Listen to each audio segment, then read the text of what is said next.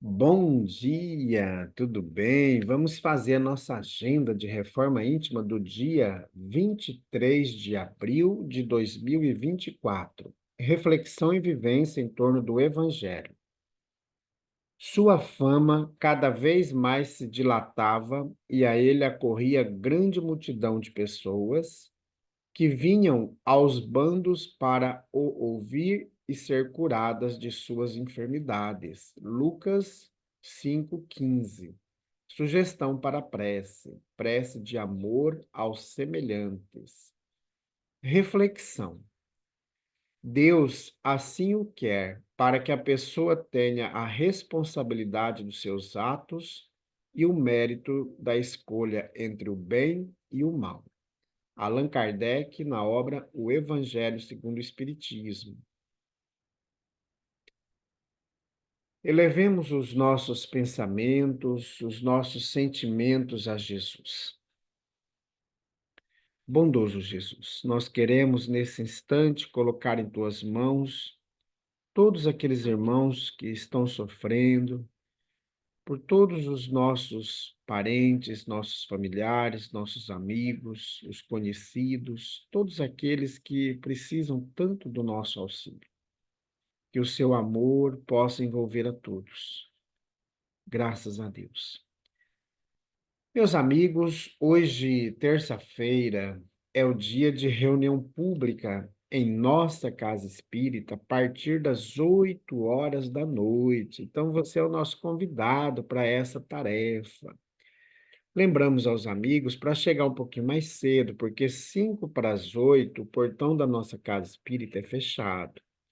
E os amigos que participam também pela plataforma Zoom, nós sempre os orientamos para chegar mais cedo também. E depois que começou a palestra, fica muito ruim a pessoa ficar entrando, tá bom? Que aí pode desconcentrar o palestrante. Então é importante a gente entrar antes, participar um pouquinho ali da alegria cristã, da harmonia, tá bom? Meus amigos, nós estamos estudando a obra O Evangelho por Emmanuel, Comentários ao Evangelho segundo João. Moisés não vos deu o pão do céu, mas meu Pai vos dá o verdadeiro pão do céu. Evangelho de João, capítulo 6, versículo 32. O pão divino.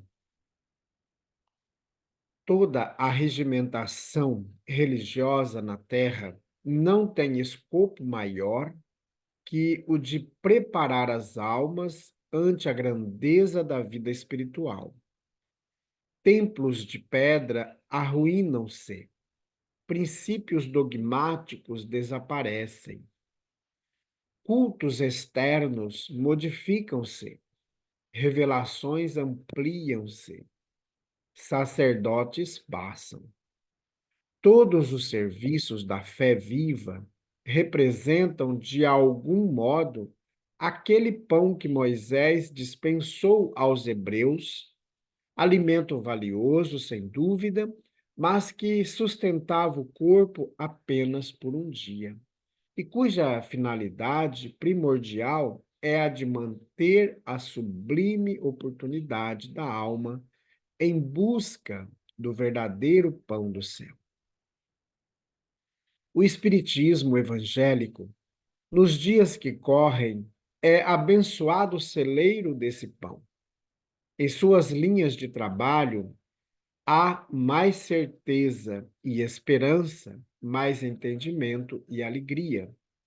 Esteja, porém, cada companheiro convencido de que o esforço pessoal no pão divino para a renovação, purificação e engrandecimento da alma há de ser culto dominante no aprendiz, ou prosseguiremos nas mesmas obscuridades mentais e emocionais de ontem. Observações de ordem fenomênica destinam-se ao ouvido. Afirmativas doutrinárias elevam-se para o bem. Horizontes do conhecimento dilatam-se ao infinito. processos de comunicação com o invisível progridem sempre. Médiuns sucedem-se uns aos outros. Se procuras, pois, a própria felicidade, aplica-te com todas as energias ao aproveitamento do pão divino que desce do céu para o teu coração, por meio da palavra dos benfeitores espirituais, e aprende a subir com a mente inflamada de amor e luz aos inesgotáveis celeiros do pão celestial. Comunicação de Emmanuel, publicada na obra Vinha de Luz, da editora FEB, capítulo 173. Meus amigos, qual que é o pão divino que nós estamos pensando ou alimentando? Quais são as definições que nós temos? Em nossa mente, encontra-se o apego às questões do mundo, aos dogmas, aos doutrinadores, àqueles que impõem um regramento para nós? Como que está esta conversa íntima nossa com a espiritualidade? Nós estamos centrados no Evangelho de Jesus ou estamos centrados em dogmas, em atitudes superficiais que não nos levam a lugar nenhum? Então é muito importante a gente avaliar a nossa conduta moral, né, a nossa conduta espiritual, de como que nós estamos alimentando a nossa alma. Estamos preocupados com o trabalho de Jesus, com o melhoramento íntimo? Nós sabemos que templos, instituições religiosas, pessoas, dogmas passam. O próprio maná passou. O maná foi por um período. Então, Jesus vem trazer para nós o pão vivo, o pão do céu. Então, às vezes, nós ficamos apegados ao templo religioso, ficamos apegados ao médium da casa espírita. Às vezes, nós endeusamos o médium, achando que ele é um ser divino, né? Endeusando o padre, endeusando o pastor, que, na verdade, nós estamos fazendo os puxadinhos da nossa espiritualidade, da nossa crença. O importante é a gente basear a nossa vida, colocando essa base da nossa vida no Evangelho. Por quê? Porque o médium da casa espírita, ele pode errar, ele é falível, vai ter um momento que ele vai pisar na bola, e aí ele vai frustrar a gente, vai decepcionar a gente. O padre, o pastor é a mesma coisa. Vai chegar um momento que eles vão pisar na bola. E aí a gente, por embasar a nossa vida religiosa, a nossa fé, a nossa crença num ser humano falível, então na hora que ele cai, que ele tem um escorregãozinho, a gente se decepciona. E aí vamos criticar a igreja X, vamos criticar a casa espírita X, por quê? Por causa do médium, porque ele caiu. E a gente esquece que nossa base, nosso caminho é Jesus. Então é isso que nós temos que buscar. Então a gente pisa na bola, né? A gente pisa e a gente comete algumas gafes tão rudimentar, tão primitiva, que depois que passa a gente cria um remorso dentro da gente, um arrependimento. Por que que a gente fez isso, né? Pelo conhecimento que a gente tem, a gente ainda faz bobiça, né? Então, é muito importante a gente refletir isso, para que a gente possa, de fato, ter a nossa conduta firme no Evangelho de Jesus, né? Então, todos os serviços da fé viva, como diz o Emmanuel, não estão mais na postura material do pão que o Moisés trouxe ali. A fé viva agora está centrada no Cristo, que é esse ponto de ligação de toda a humanidade, né? De toda a humanidade terrena. E o Espiritismo, como diz o Emmanuel, o Espiritismo evangélico, ele vem trazer bem mais claro isso para nós. Ele vem explicado, como algumas pessoas falam, né? É um melzinho na chupeta, né? Então, o Espiritismo traz para nós destrinchado, ou seja, tirando o véu, tirando tudo aquilo que impedia da gente ouvir e de ver. Então, ele vai trazer as claras para nós. Isso está definido na base da doutrina espírita, que é fundamentada no Evangelho de Jesus. A doutrina espírita foi trazida pelo Espírito de verdade, pelos Espíritos crísticos. Então, não é uma coisinha inventada de Allan Kardec, né? Allan Kardec foi somente o emissário, assim como Moisés foi emissário lá na primeira revelação. E Jesus, o emissário da segunda, Allan Kardec vem trazer, sob o comando do Cristo, a terceira revelação. Então, veio destrinchar para nós isso, veio esclarecer aquilo que antes era escondido. Então, é importante a gente prosseguir. Nós somos aprendizes, estamos nesse processo de aprendizado. Por isso que tem hora que a gente pisa na bola, porque ainda não aprendemos a ser bons, né? A gente está ali ainda no primário, né? No primeiro grau, que hoje não se fala mais essas linguagens, né? Mas a gente ainda está nesse processo, a gente ainda nem chegou no segundo grau, no ensino médio, do aprendizado espiritual nosso. Quiçá lá nas universidades, a gente ainda não chegou nesse ponto. Porque a gente avança 2, 3 passos para frente, mas num dia a gente avança 10 para trás, porque a gente ainda está nesse processo.